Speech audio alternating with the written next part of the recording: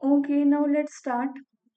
आज हम करने वाले हैं measures of skewness and kurtosis. Got it. Last class में हमारा टॉपिक था स्टैटिस्टिक्स ही हमने स्टार्ट की थी। Measures of centre tendency, measures of dispersion, हमने ये दोनों टॉपिक पिछली क्लास में खत्म किया। आज की क्लास में स्क्यूनेस एंड क्रिटोसिस को खत्म करके कोरिलेशन रिग्रेशन को स्टार्ट जरूर कर देंगे। दोनों में से एक चीज तो पूरी कर ही लेंगे। स्टार्ट करते हैं with the meaning of skewness. Skewness क्या होता है? स्क्यूनेस स्क्यूनेस का मतलब है आपकी जो मेजरमेंट है उसके अंदर असिमेट्री आना। डाटा है वो आपका सिमेट्रिकल नहीं है, तो जहां डाटा असिमेट्रिकल होता है वहां आती है आपकी स्क्यूनेस। देखो, मैंने एक असिमेट्री का मीनिंग समझाती हूँ। पहले मैंने एक टेस्ट कंडक्ट किया। कितने मार्क्स का था? 100 मार्क्स का। 100 में से मैंने ये ऑब्जर्व किया ज्यादातर बच्चे ऐसे हैं, ज्यादातर जिसके 80 प्लस मार्क्स है। अगर मैं सिमेट्री की बात करती तो 50 आने चाहिए थे, मतलब ज्यादातर बच्चे एवरेज स्कोर कर रहे हैं, कुछ बच्चे लो हैं, कुछ बच्चे हाई हैं। लेकिन मैंने ये देखा कि मेरा जो एवरेज स्कोर है वो 80 आ रहा है। मतलब मेरा जो डाटा है वो यूं है। मतलब अगर इसी डायग्राम को मैं यू बनाती, ये है सिमेट्रिकल। मतलब सिमेट्रिकल का मतलब क्या होता है पहले ये समझो। जो ये इसका मिड पॉइंट है ना, इस मिड पॉइंट से इतना ही डाटा इस साइड पे है, इतना ही डाटा इस साइड पे है, ये है सिमेट्रिकल। लेकिन जब असिमेट्री की बात करती हूं तो मेरा कर्व या तो लेफ्ट वर्ड स्क्यूड होता है या राइट वर्ड स्क्यूड होता है। मैं क्या वर्ड बोल रही हूँ? स्क्यूड, मतलब झुका हुआ होता है। तो स्क्यूनेस का मतलब ही है कि जहां पे आपकी value can be positive, negative और अनडिफाइंड। दो तरीके से स्क्यूनेस हमें देखने को मिलती है। एक है आपकी पॉजिटिव स्क्यूनेस और एक होती है आपकी नेगेटिव स्क्यूनेस। पॉजिटिव स्क्यूनेस का मतलब क्या है? पॉजिटिव स्क्यूनेस का मतलब है कि आपका जो डाटा है वो टिल्टेड है towards the left side, like this. ये है पॉजिटिव स्क्यूनेस। नेगेटिव स्क्यूनेस का मतलब डाटा टिल्टेड है राइट साइड। अब इस डायग्राम से ही मैं आपको पूरा स्क्यूनेस का टॉपिक करवा दूंगी। ये तो थोड़ा सिमेट्री सी दिख रही है ना।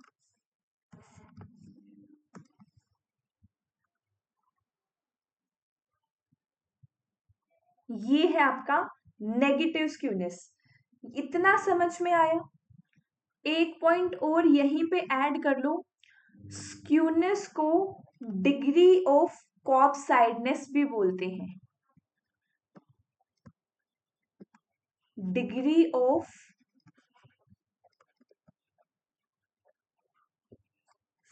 कॉपसिडनेस। क्लियर? अब जो आपके क्वेश्चन आते हैं वो आता है कि पॉजिटिव स्क्यूड के अंदर मीन बड़ा होगा, मीडियन बड़ा होगा, मोड बड़ा होगा, या फिर नेगेटिव स्क्यूड के अंदर मीन बड़ा होगा, मोड बड़ा होगा या मीडियन बड़ा होगा। सबसे पहली चीज, मोड हमने क्या देखा था? Maximum frequency. मैक्सिमम फ्रीक्वेंसी जहां होती है वो आपका मोड होता है, ये हम देख चुके हैं पहले। देन मीडियन हमेशा मीन और मोड के बीच में आता है, तो ये पॉइंट आपका मीडियन बन जाएगा। और बीच में है तो यहां पर आपका मीन आएगा, यहां आपका मीन आएगा। तो जब मैं बात करती हूँ पॉजिटिव स्क्यूनेस की, तो मीन सबसे बड़ा होता है, देन मेरा मीडियन आता है, देन सबसे छोटा मेरा मोड होता है। क्लियर है?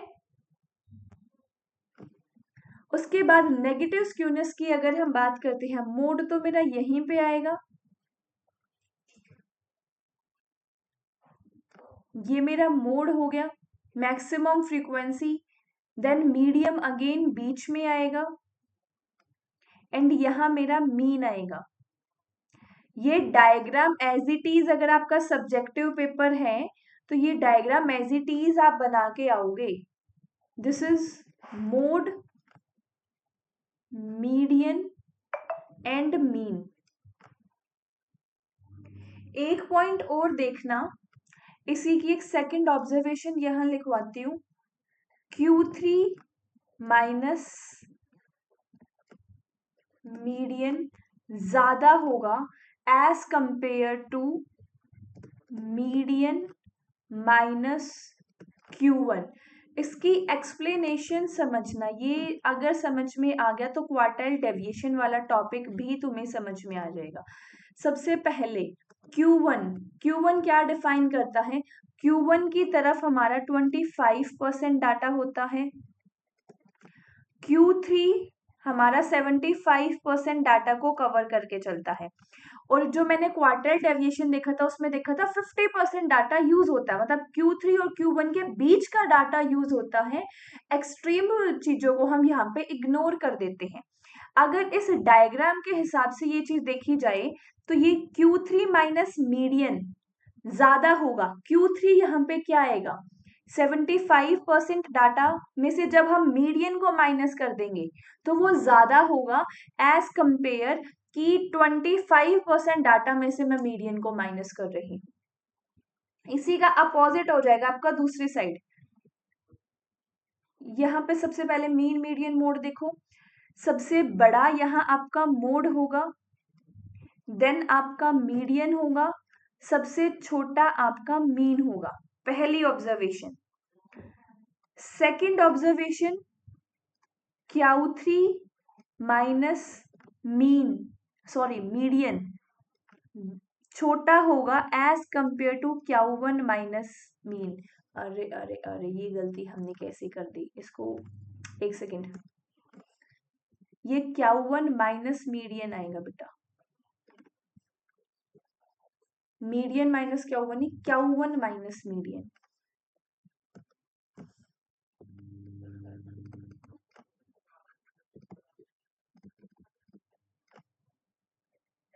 क्लियर हुआ?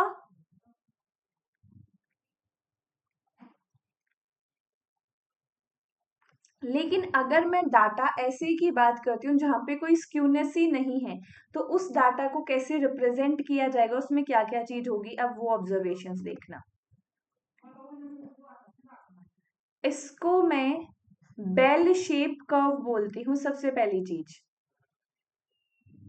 This is my bell shape curve, जहां पे मीन बराबर होगा मोड के, मोड बराबर होगा मीडियम के, सारी चीज इक्वल है। जब ऐसी सिचुएशन आती है कि डाटा सिमेट्रिकल है, तो सिमेट्रिकल डाटा, इसको है स्टार मार्क कर लो नोट्स के अंदर, इसको हाईलाइट करके लिखना सारे बच्चे। इस सिचुएशन में मीन हमेशा आपका 0 होता है और स्टैंडर्ड डेविएशन ऐसे डाटा का हमेशा और हमेशा 1 होता है। This is important, this observation is much much important.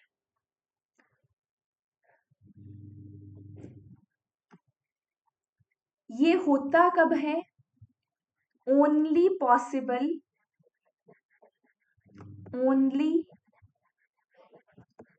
Possible in case of unimodal. Unimodal क्या होता है? अब यूनी मॉडल का मतलब है जिस डाटा के अंदर एक ही मोड है। एक डाटा लिखते हैं, डाटा है आपका 10, 18, 16, 12, 24, 61, 18 एंड 15। इस डाटा का मोड क्या होगा? इस डाटा का मोड वो होगा जो इसके अंदर सबसे ज्यादा बार नंबर रिपीट हुआ है। ये मेरे स्टूडेंट के मार्क्स हैं। मैंने एक 15 मार्क्स 25 मार्क्स का एग्जाम लिया, उसमें से बच्चे के इतने इतने मार्क्स आए फॉर एग्जाम्पल। पर ये 61, इसको 16 छोड़ो, कितने भी मार्क्स का पेपर लिया हो, तुम्हारे 65 में से ये मार्क्स आए हैं, ये समझ लो। अब समझो, इसमें जो आपका नंबर है एक 18 2 बार रिपीट हुआ है। यस, तो सबसे ज्यादा बार और कोई ऐसा नंबर है जो ज्यादा बार रिपीट हुआ है? 18 2 बार है, बाकी सारे एक एक बार है ना?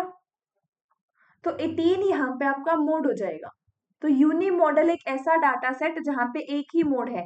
लेकिन अगर मैं इस 18 की जगह यहाँ पे कर देती हूँ 14, इस 18 की जगह मैं कर देती हूँ 14, क्या इस डाटा में कोई मोड बनेगा?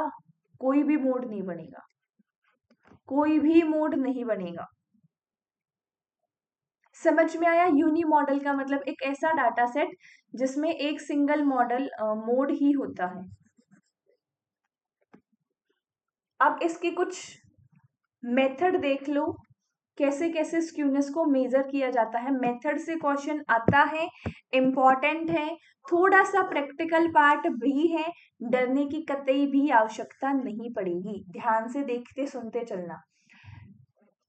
हेडिंग डालो, measure of skewness, measure of skewness. First measure का नाम लिखेंगे आप, Karl Pearson coefficient of correlation. इतना बड़ा नाम, yes,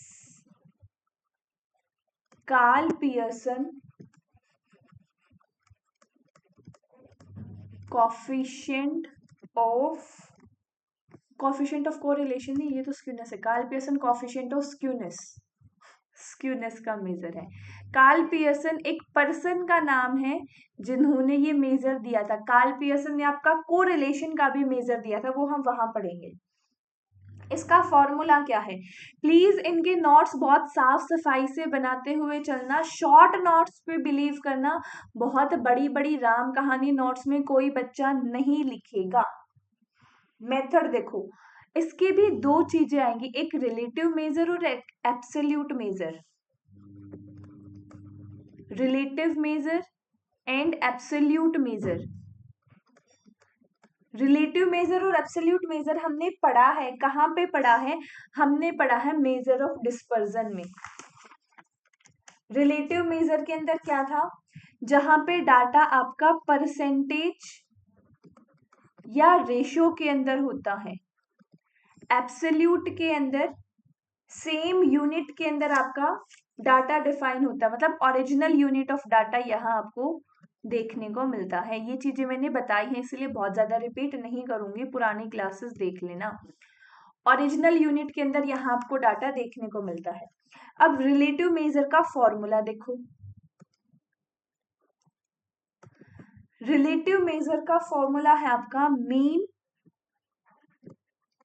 minus mode divided by standard deviation. क्या मीन निकालना सबको आता है? यस।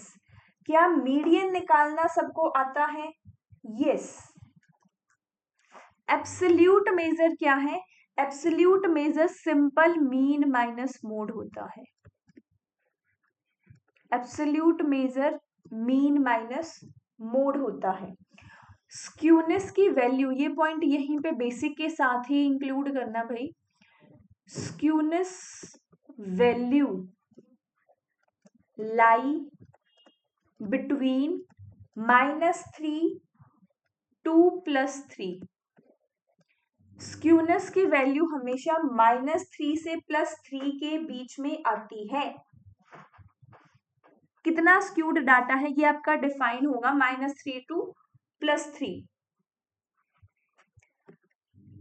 अब एब्सोल्यूट मेजर में मैंने मीन माइनस मोड किया, क्या मैं मीन का एक फॉर्मूला और दे दूं? क्या मैं मीन का एक फॉर्मूला और दूं? दो। देखो ध्यान से समझना, ये पॉइंट उसी बच्चे को समझ में आएगा जिसने क्वार्टाइल डेविएशन बहुत अच्छे से समझा है। Q3 plus Q1 minus 2Q2, ये एक फॉर्मूला और है आपके एब्सोल्यूट मेजर का ही।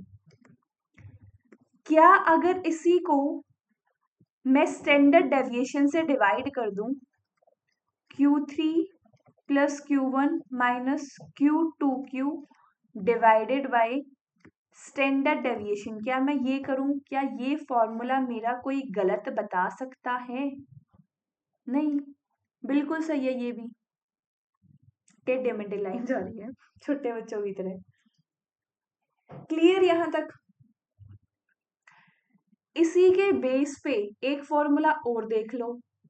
भाई बहुत सारे फॉर्मूलाज होते हैं, एक से ही ड्राइव होते हैं, और इसीलिए इनको ध्यान से समझते चलना। हर फॉर्मूले को प्लीज नोट डाउन करते चलना।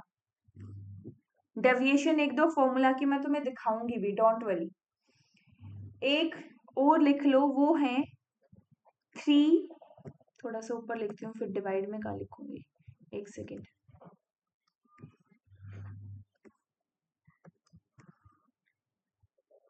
3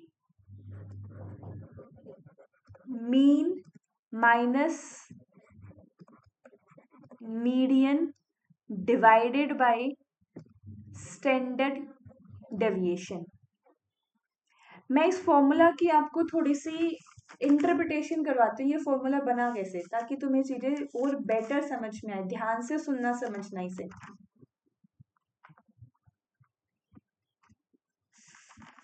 क्या हमने एक एम्पेरिकल रिलेशन देखा था?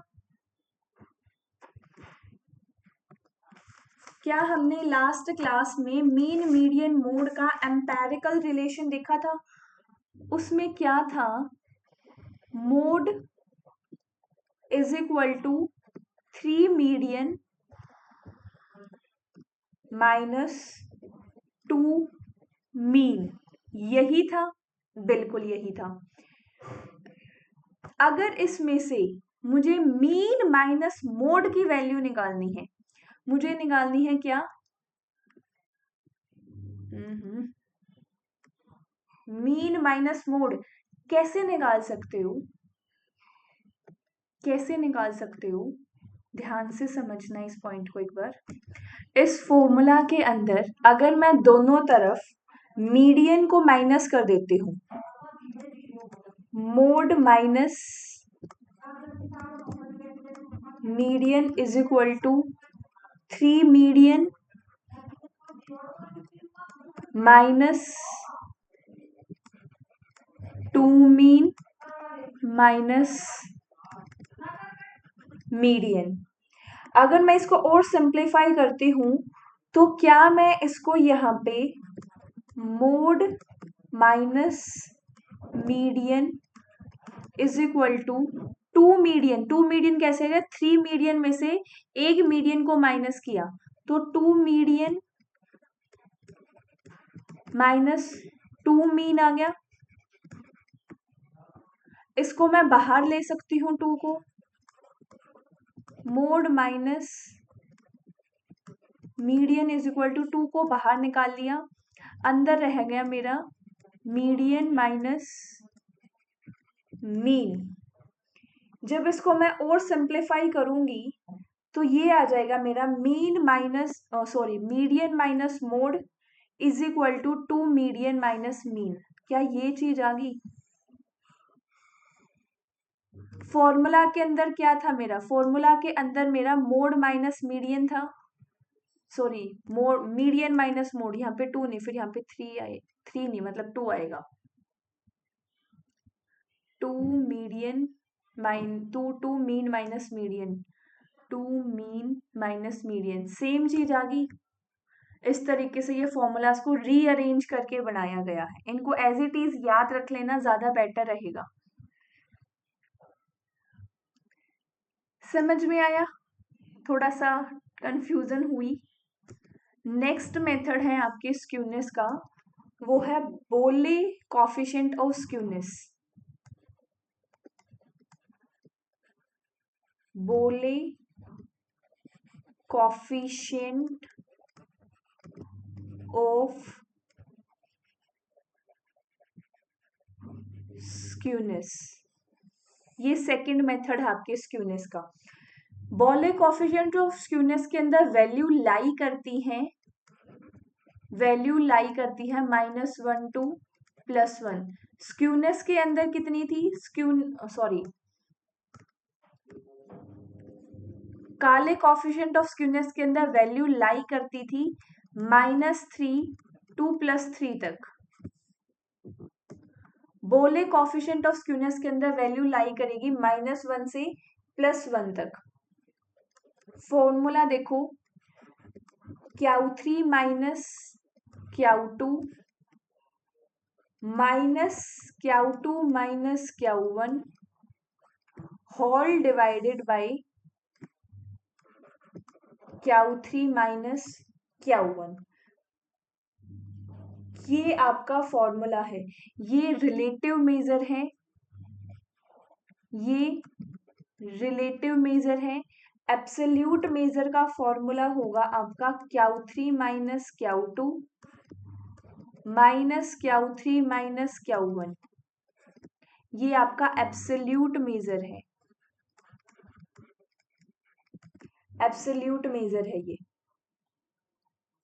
इसी को जब आप रीअरेंज करोगे, इस फॉर्मूला को जब आप रीअरेंज करोगे तो सेकंड फॉर्मूला आपका निकल के आ सकता है यहाँ से, that is Q1 minus Q2 plus Q3 whole divided by Q3 minus Q1। Second इसको रीअरेंज करके आ सकता है Q3 minus Q1 Q2 minus Q1, यहाँ बीच में भी माइनस आएगा, whole divided by Q3 minus Q2 plus Q2 minus Q1। ये रीअरेंज वाले फॉर्मूला याद रख लेना। स्टार पॉइंट इसके अंदर रहेगा,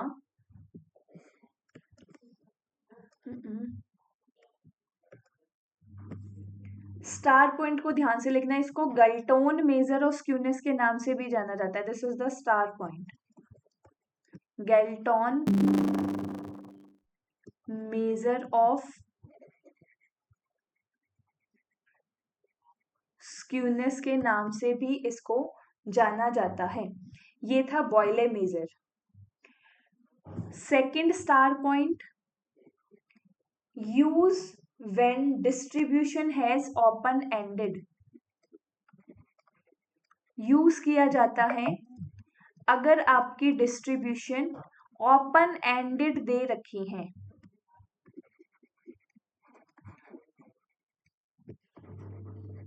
ओपन एंडेड डिस्ट्रीब्यूशन में इसका यूज किया जाता है। क्लियर यहां तक? नेक्स्ट आ जाओ थर्ड पे। थर्ड मेजर है स्क्यूनेस का आपका कैले मेजर।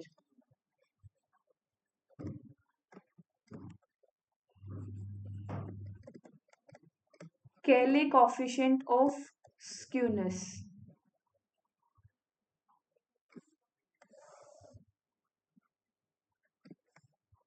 फॉर्मूला, ये बेस है आपका डिसाइल पे। डिसाइल के अंदर कितनी वैल्यूज होती हैं? 10। तो D9 plus D1 minus 2D5 whole divided by D9 minus D1। Actually this is refinement suggested by Kelley. ये एक रिफाइनमेंट सजेस्ट की है कैले ने, और इसी फॉर्मूला को आप based on both percentile and decile, इसी फॉर्मूला को आप परसेंटाइल के हिसाब से भी सॉल्व कर सकते हो। परसेंटाइल में आ जाएगा आपका P90 plus P10 minus 2P50 whole divided by P90 minus P10। ये यूजफुल होगा। कैले मेजर को थोड़ा सा 2-4 पॉइंट देख लो। इट इज यूजफुल ये यूजफुल वाले पॉइंट अलग से, भाई टेबल के फॉर्म में सारी चीजें शॉर्ट नोट्स बनाना ताकि रिवाइज करने में आसानी हो। Useful in situation where quartile and median are use, जहां पे आप क्वार्टाइल एंड मीडियन का यूज कर सकते हो वहां पे ये ज्यादा यूजफुल रहता है।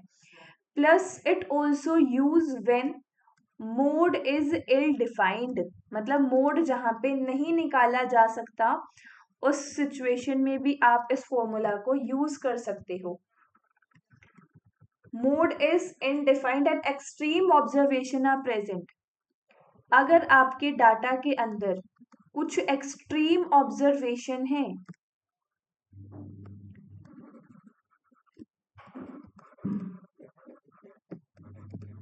अगर डाटा के अंदर एक्सट्रीम ऑब्जर्वेशन है तो भी इसको यूज किया जाता है।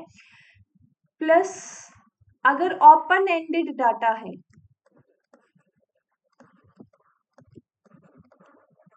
ओपन एंडेड डाटा है या अनइक्वल क्लास इंटरवल है तो भी इसे यूज किया जाता है।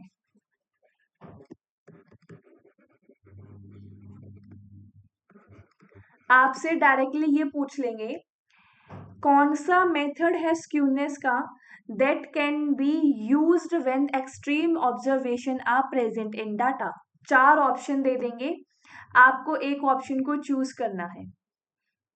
या फिर आपसे ये पूछ लेंगे which method of skewness is use when data is open ended, तो ओपन एंडेड के अंदर आपका बॉयले मेजर भी यूज हो सकता है और आपका कैले मेजर भी यूज हो सकता है। तो आपको मल्टीपल चॉइस के अंदर भी इस क्वेश्चन को दिया जा सकता है।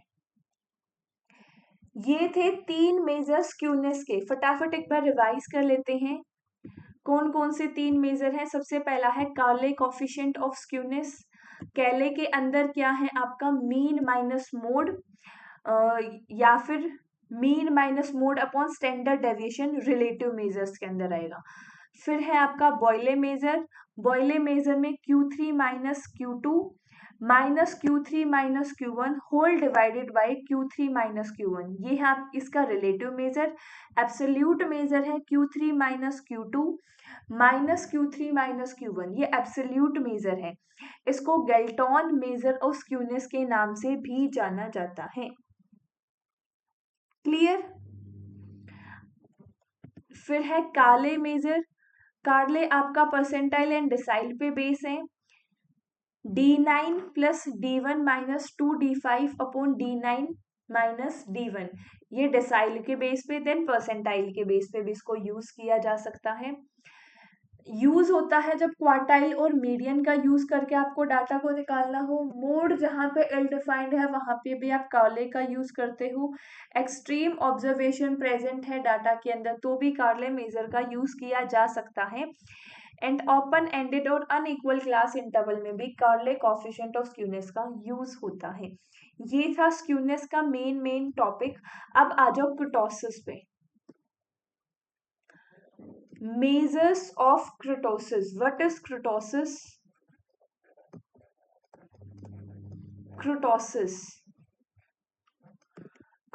Kurtosis आपको बताता है डिग्री ऑफ फ्लैटनेस एंड पीक्डनेस।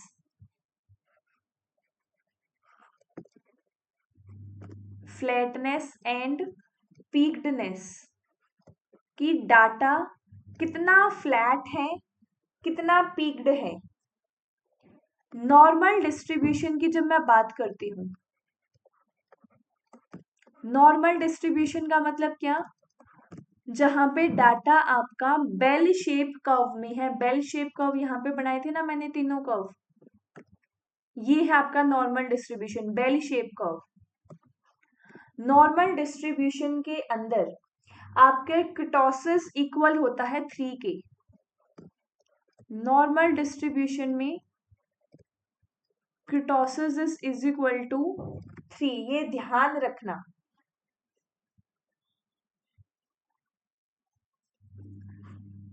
कुर्टोसिस कुटोसिस को यहाँ पे second order major of skewness के नाम से भी जाना जाता है। Second order major of skewness.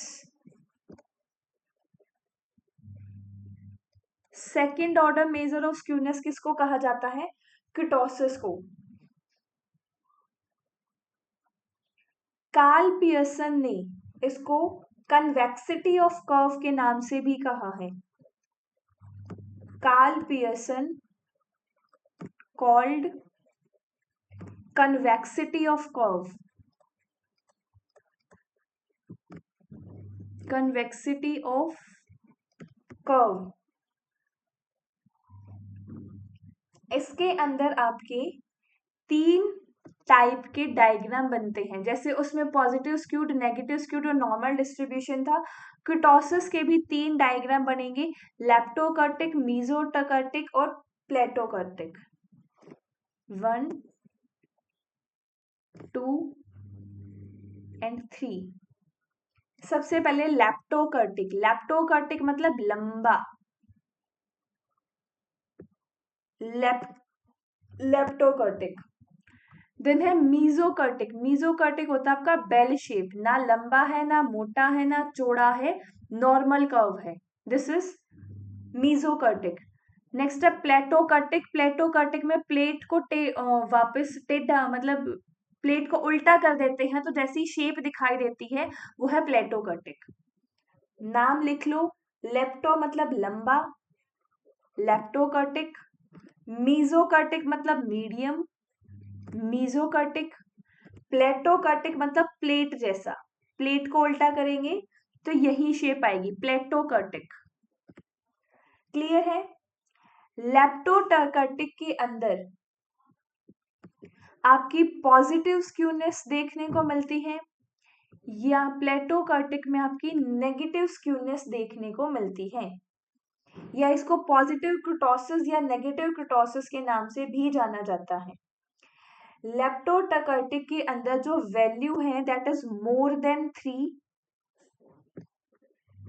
मीजोकर्टिक के अंदर कर्व की वैल्यू इज इक्वल टू 3 होती है, एंड प्लेटोकर्टिक में कर्व की वैल्यू आपकी लेस देन 3 होती है। शॉर्ट टेल है यहाँ पे काफी ज्यादा। कुटोसिस को mean of relative pointedness of standard bell curve भी कहा जाता है। यहां लिख लो ये point.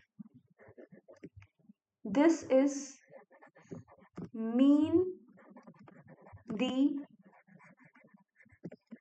Relative pointedness of standard bell shape curve, या स्टैंडर्ड कर्व लिख लो, standard curve.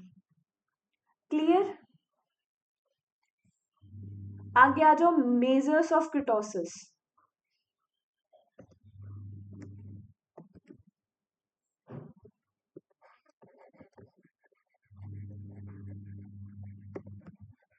Major of कुटोसिस।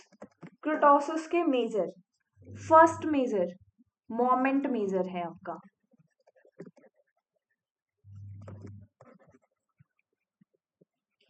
Moment measure के अंदर क्या होता है? It describe the characteristic of distribution. ये डिस्ट्रीब्यूशन की कैरेक्टरिस्टिक बताता है।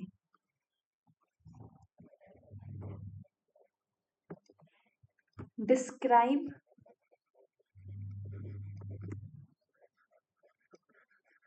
Characteristics of distribution. Moment measure को आप कुटोसिस को कैलकुलेट करने के लिए भी करते हो, एंड स्क्यूनेस को कैलकुलेट करने के लिए भी करते हो। इसको स्टार मार्क करके लिखना, it use for calculate both skewness and kurtosis. इसको याद करने का तरीका बताती हूँ। 1, 2, 3, 4 बहुत देर से पढ़ाई कर रहे हो, थोड़ी सी अपनी तारीफ की जाए, तो तारीफ में हम कहेंगे I am very sweet and kind. ये ट्रिक वैसे मेरी नहीं है, मैंने कहीं पे पढ़ी थी, मेरे को याद नहीं है मैंने कहाँ पे पढ़ी थी, तो ऑफ कोर्स जहाँ से मैंने पढ़ी थी उन मैम को ही इसका क्रेडिट जाता है, बट मेरे को सच में याद है मैंने कहाँ पे पढ़ी थी। First measures of moment, I am मतलब mean, very variance. Second measure आपको वेरिएंस के बारे में बताता है। थर्ड मेजर आपको स्क्यूनेस के बारे में बताता है। एंड फोर्थ मेजर आपको क्रोटोसिस के बारे में बताता है। एग्जाम के अंदर डायरेक्टली आपसे ये पूछ लेंगे थर्ड मोमेंट मेजर ऑफ क्रोटोसिस किस चीज के लिए यूज होता है, तो आपको मार्क करना है स्क्यूनेस के लिए। फोर्थ मोमेंट मेजर ऑफ क्रोटोसिस किसके लिए यूज होता है, क्रोटोसिस के लिए। मीन डिस्क्राइब करता है सेंटर ऑफ डिस्ट्रीब्यूशन। वेरिएंस आपके स्प्रेडनेस को डिफाइन करता है। क्रोटोसिस आपकी असिमेट्री डाटा के बारे में बताता है। स्क्यूनेस असिमेट्री, और क्रोटोसिस आपके पीक्डनेस के बारे में बताता है। पीक्डनेस के बारे में बताता है। Clear?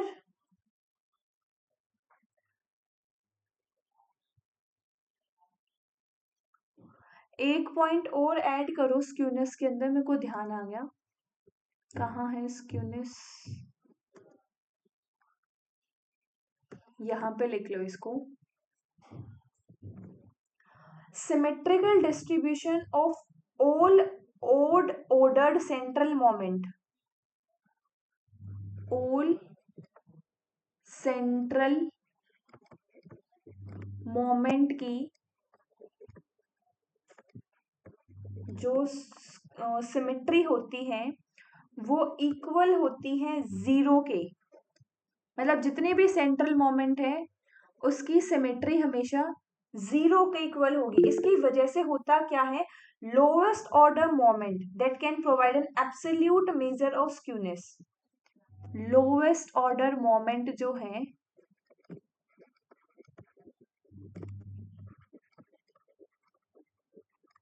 Lowest order moment provide absolute major of skewness, जो आपके 3 के बराबर होगा। इस पॉइंट को ध्यान रख लेना क्योंकि स्टेटमेंट वाइज क्वेश्चन आ सकता है। स्क्यूनेस एंड क्रोटोसिस कंप्लीट हुआ, आगे स्टार्ट करेंगे कोरिलेशन एंड रिग्रेशन। क्या स्टार्ट कर दें आज की क्लास में? चलिए आज की क्लास इतना ही रखते हैं। At last a very very big thank you so much to all of you.